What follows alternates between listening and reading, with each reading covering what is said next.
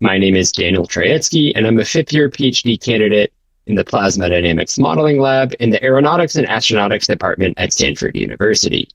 Prior to attending Stanford for graduate school, I got my bachelor's degree in mechanical engineering at the University of Rochester.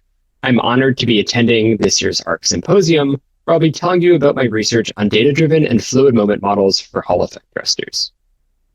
Now let's jump in and talk about Hall effect thrusters. Hall effect thrusters are plasma-based propulsion systems. Unlike the chemical propulsion systems which you may be familiar with, if you think about a large rocket taking a payload from the ground into orbit, these systems are really only used in space and produce very, very low thrust, less than 1 Newton. However, they do have very high specific impulse, between 2,000 and 3,000 seconds, which you can think of as having a very high fuel efficiency.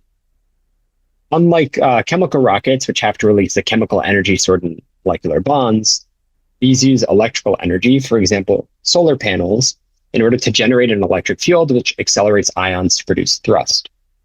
And they're very useful for long-duration deep space missions, such as NASA's recent Psyche mission, or near-Earth satellites like SpaceX's Starlink constellation.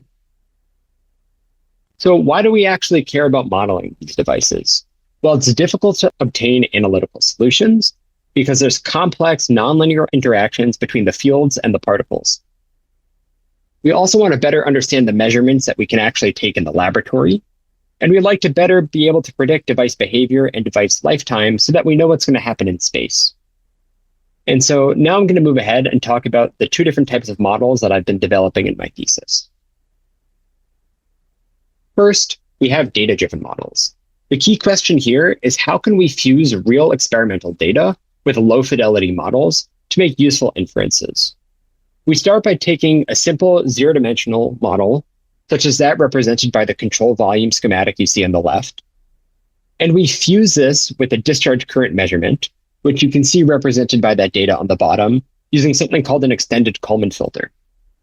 And through this filtering process, or this assimilation process, we can actually propagate forward a simple numerical model in time and estimate difficult to measure plasma properties in a completely non-invasive manner.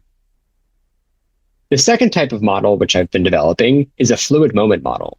The key question here is how can we develop high fidelity fluid models?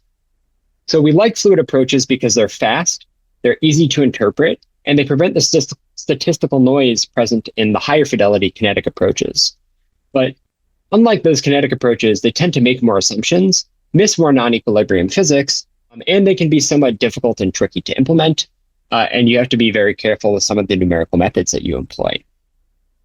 Thank you for listening to my presentation, and I hope you take a look at my poster.